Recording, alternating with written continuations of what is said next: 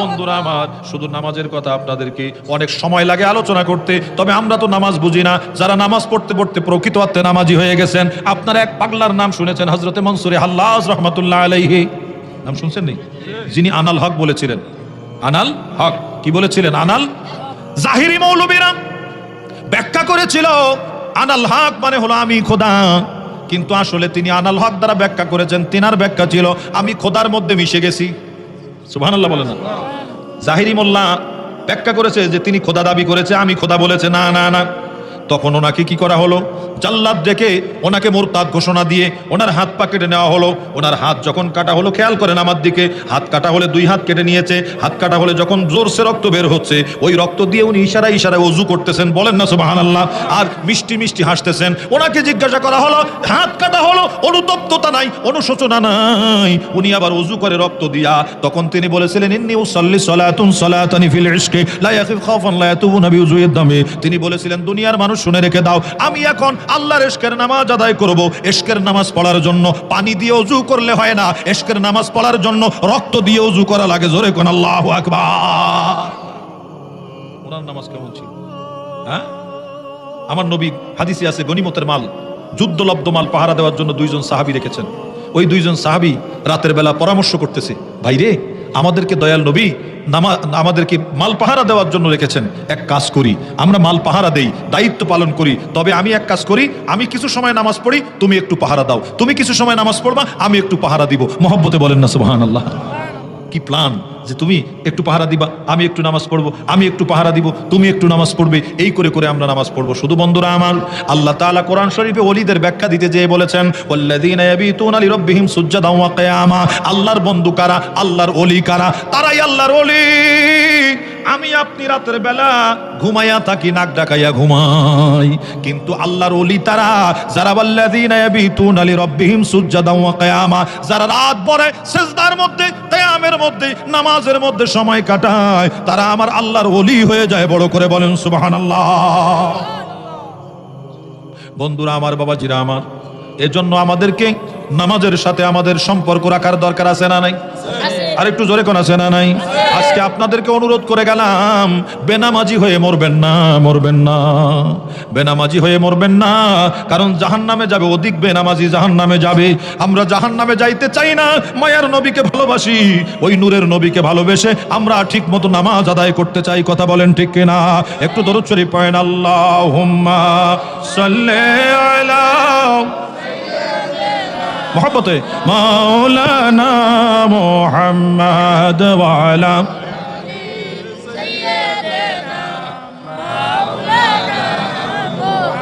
একটু জিকির করে আল্লাহ আল্লাহ আল্লাহ আল্লাহ আল্লাহ আল্লাহ আল্লাহ। तेरे नस्ले पाक में है बच्चा बच्चा नूर का, तेरे नस्ले पाक में है बच्चा बच्चा नूर का। तू है आईने नूर तेरा, तू है आईने नूर तेरा, सब घराना नूर का।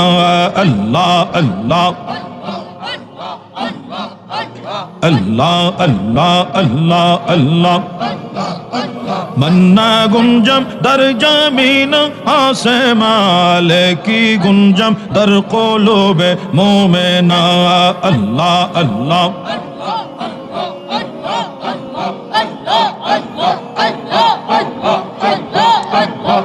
ला इलाहा इल्लल्लाहु मुहम्मदुर रसूलुल्लाह साल्लाल्लाहु ताआला अलैहि ওয়াসাল্লাম। বড় করে বলুন মারহাবা।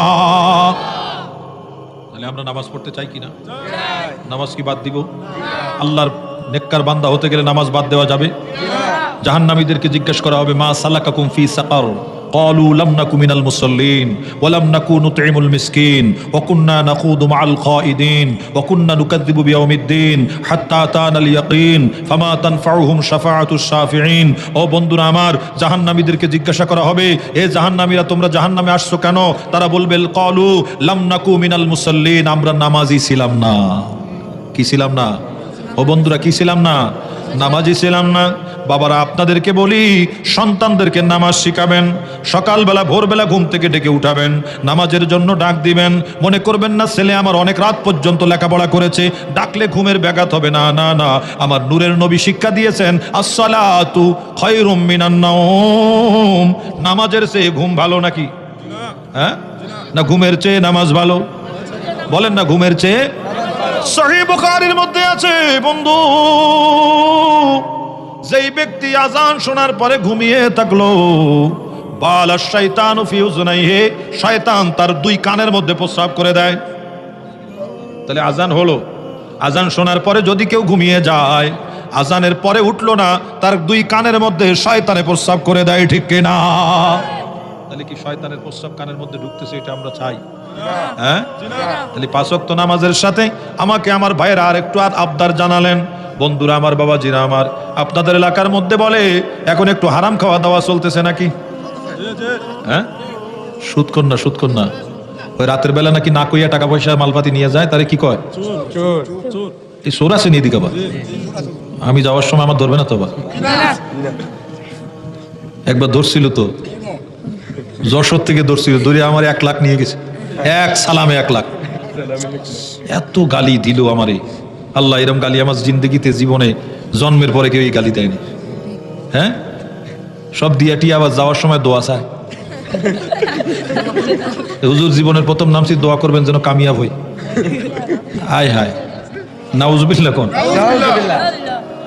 ও বন্ধুরা আমার, আপনি যদি যিনি এমন কাজের সাথে জড়িত, এই মাইকের আওয়াজ যদি আপনার কানে যায়, আমি আমার যখন কইতেছি তখন আমি মনে করলাম যে এই সাবজেক্ট তো ওয়াজের খারাপ না একেবারে। হ্যাঁ, খারাপ না, কারণ হালাল খাওয়ার অস্ত করতে হবে। বন্ধুরা আমার, 1 লুকমা যদি হারাম ভিতরে প্রবেশ করে, হাদিসে পাকের মধ্যে আছে 40 দিন পর্যন্ত ইবাদত দূরের কথা, তার তওবাও আল্লাহর দরবারে কবুল হবে না। কয় লুকমা? জোরে কর না। 1 লুকমা ভিতরে ঢুকলো হারাম। কি ঢুকলো? বলেন না। হারামে আরাম আছে, কথা কন।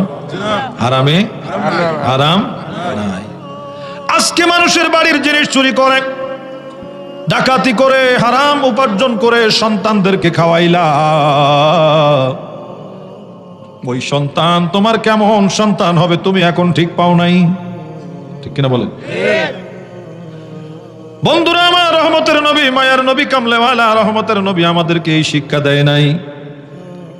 একখানা হাদিসের কথা মনে রাখবেন, যদি কেউ হালাল ছেড়ে হারামের দিকে হাত বাড়ায়, আল্লাহ তাআলা তখন ডাক দেয়, বান্দা তুই যেহেতু হালাল ছেড়ে হারামের দিকে চলে গেলি, আমি আল্লাহ তোর জন্য হালালের দরজা বন্ধ করে দিলাম। তোর রিজিকের মালিক তো আমি। ওয়ামা মিন দাব্বাতিন ফিল আরদি ইল্লা আলাল্লাহি রিজকুহা, কোরআনে কারীমের মধ্যে আছে না নাই? রিজিকের মালিক কে? আল্লাহ। একসাথে বলুন, রিজিকের মালিক কে? আল্লাহ। এখন আল্লাহ আমাকে আপনাকে বানিয়েছেন, খাওয়ানোর দায়িত্ব কার? আল্লাহ। আল্লাহ পাক যে কোনো ওসিলায় আমাদের মুখের মধ্যে খাবার উঠিয়ে দিবেন, তবে ঈমান মজবুত থাকা লাগবে। চুরি চাট্টামি করে যদি কেউ খাবার গোছায়, খাবারের ব্যবস্থা করে, চলার ব্যবস্থা করে, সে দুনিয়াতেও মরলো, আখিরাতেও মরলো, যারে খাওয়াইলে সেও মরলো, সন্তানগুলো মারলো, নিজের ভিতরটা নষ্ট করে ফেললো। কথা বলেন ঠিক কিনা? একটা জিনিস মনে রাখবেন, কেরোসিনের বোতলের মধ্যে যদি কেউ ঘি রাখে, মধু রাখে, ওই মধু খাওয়া যাবে না, ঠিক কিনা? আজকে বাবাজিদের কাছে অনুরোধ করি, পায়ে হাত দিয়ে অনুরোধ করে যায়, আল্লাহর কাছে হালাল রিজিক চান, নামাজের বিছানায় বসে আল্লাহর কাছে চান, আল্লাহর দরবারে নামাজের বিছানায় বসে মালিকের কাছে চান, আল্লাহ তুমি রিজিকের মালিক, তুমি আমার রিজিকের ব্যবস্থা করে দাও। যদি সত্যিকার অর্থে তওবা করে আল্লাহর কাছে যদি রিজিক চাওয়া যায়, আল্লাহ তাআলা রিজিকের ব্যবস্থা করতে পারে কিনা বাবা? তবে মনে রাখতে হবে, আপনি যার যার মাল চুরি করেছেন তার মাল তাকে ফেরত দেওয়া লাগবে, ঠিক কিনা? এটা বান্দার হক, বান্দার হক কখনো আমার আল্লাহ মাফ করবে না। বান্দার হক হকুল ইবাদত আদায় করতে হবে, কথা বলেন ঠিক কিনা? আমার মনে হইল আমি একজনেরটা খেয়ে ফেললাম, যে আমাকে অন্যের মালটা আমি খেয়ে আমি মনে করলাম যে ইবাদত করতেছি, সব আমার কবুল হয়ে যাবে, আমি আমার ইবাদত আল্লাহ কবুল করার জন্য বসে আছে। নাউজুবিল্লাহ কোন। 1 নম্বরে আমাকে চিন্তা করতে হবে হাক্কুল্লাহ, 2 নম্বরে হাক্কুল ওয়ালিদাইন, তিন নম্বরে হকুন নাস, মানুষের হক, হকুল ইবাদ। এই হকুল ইবাদের দিকে খেয়াল রাখতে হবে। কারো মাল কখনো কোনোভাবে খাওয়া যাবে না, চুরি করে নেওয়া যাবে না। এমনটি যদি হয় ঈমান সব নষ্ট, ঈমানের নূর পর্যন্ত ভিতর থেকে চলে যায়, ঠিক কিনা? একখানা কিতাব পড়েছিলাম, কিতাবের নাম হলো বুস্তানুল ওয়াইজিন। এটা বাংলাদেশের লেখা না, হিন্দুস্তান পাকিস্তানের কোনো আলেমের লেখা। তো এই কিতাবের মধ্যে একটা ঘটনা আছে। একজন আফগানিস্তান থেকে একজন আল্লাহর ওলি, ওনার ছেলেটা সাথে নিয়ে হজ করতে গেছেন। ছোট বাচ্চা, বাবা সাথে নিয়ে কোথায় গেছেন? হজ করতে। আপনার কি কষ্ট হয়, খারাপ লাগে? আমি চলে যাব নাকি? হ্যাঁ, আফগানিস্তানের আল্লাহর ওলি। এই আব্বা উঠছো কা, বসো বসো। ও বুঝতে পারছি, থাক থাক। ওই রকম দুই এক জায়গায় থাকে, তারা আবার আসে হজে, আসে কয়েকজন পাওয়া যায়, এক এক হজের মধ্যে কয়েকজন পাওয়া যায়। তো আমি যখন ডাইকে দেখি যে ফিরতেছে না, তখন বুঝি যে মোটামুটি ফেরার লোক না। আফগানিস্তানের আল্লাহর ওলি হজ করতে গেছেন ছেলেটারের সাথে নিয়ে। আল্লাহর ঘর খানায় কাবা তাওয়াফ করতে লাগলেন বন্ধু। তাওয়াফ করতে করতে করতে করতে ছেলেটা বাবাকে ডাক দিয়ে বলল, আব্বা জান, আল্লাহর ঘর কেন এত বড় দেখা যায়? অর্থাৎ ওই ছেলে আল্লাহর ওলির সন্তান, তার ভিতরের কলবের দরজাটা খুলে গেছে, সে আল্লাহর ঘর দেখতে পাচ্ছে, আল্লাহর আরশে আজিম পর্যন্ত। আরে সুবহানাল্লাহ কি বাড়ি যেয়ে কইবেন নাকি? আর জোরে কোন সুবহানাল্লাহ বলেন, আল্লাহু আকবার। আখেরি কথা হচ্ছে, আফগানিস্তানের আল্লাহর ওলি বুস্তানুল ওয়াইজিনে পাবেন। উনি এই কথা যখন বললেন, বাবা খুশি হয়ে গেল যে আমার ছেলে তো তার কলবের দরজা খুলে গেছে। সুবহানাল্লাহ বলেন, যে আমার ছেলে আল্লাহর ঘর খোদার আরশ পর্যন্ত লম্বা উঁচা দেখতেছে। পরের দিন এই একই ছেলেকে, এই কথা কই না, একই ছেলে বাবা সাথে নিয়ে তাওয়াফ করতে লাগলেন। করতে করতে হঠাৎ করে দেখতে পেলেন, ছেলে বলে উঠলো, বাবা আজকে কেন আল্লাহর ঘর এত ছোট দেখা যায়? জোরে জোরে কন নাউযুবিল্লাহ। আজকে আল্লাহর ঘর এত ছোট দেখা যায়। বাবা তখন কান্না শুরু করলেন, ছেলেরে কি হলো? গতকালকে তুমি তোমার কলবের চক্ষু খুলে গিয়েছিল, আজকে আবার তুমি কি অপরাধ করেছো বলো, কেন তোমার এই অবস্থা হলো? তখন ছেলে বলে, বাবা আমি তো কোনো ভুল করিনি, খারাপ কাজ করিনি। তখন বলতে লাগলো, বাবা তুমি মনে করে দেখো কারো কিছু তুমি না বলে খেয়েছিলে কিনা? তো কয়, বাবা গতকাল তুমি যখন খেজুর কিনতেছিলে দোকানে, আমি খেজুরের দোকানে একটা খেজুর না বলে খেয়ে ফেলেছিলাম। এই চলো খেজুরের দোকানে। ছেলেকে নিয়ে বাবা খেজুরের দোকানে আসছে। দোকানদারের কাছে করজোরে মাপ চায়, হাত জোড় করে, ও দোকানদার ভাই আমার ছেলেটারে মাফ করে দেন, একটা খেজুরের বিনিময়ে কত নিয়ে নেন? তখন দোকানদার বলে, হাজি সাহেব আপনার কি মাথা খারাপ নাকি? ছোট বাচ্চা একটা খেজুর না বলে খেয়েছে, এই একটা খেজুর খেয়ে ফেলছে, আপনি এত কঠিনভাবে ক্ষমা চাচ্ছেন, এটি কেমন কথা? তখন বন্ধুরা আমার বারবার অনুরোধ করতে লাগলেন, কিন্তু তিনি তো মানতে চাচ্ছেন না, টাকা পয়সা নেবেন না দোকানদার। শেষে বললেন, বাবা আমার বড় অসুবিধা হয়ে যাবে। তখন দোকানদার বিনিময় না নিয়ে ছেলেটারে মাফ করে দিল। বড় করে বলেন সুবহানাল্লাহ। এখন আবার ছেলের সাথে নিয়ে আল্লাহর ঘর তাওয়াফ করতে এসেছে। ছেলে দেখে দেখে বলতেছে, আল্লাহ আব্বা আজকে আল্লাহর ঘর কালকের মতো বড় দেখা যায়।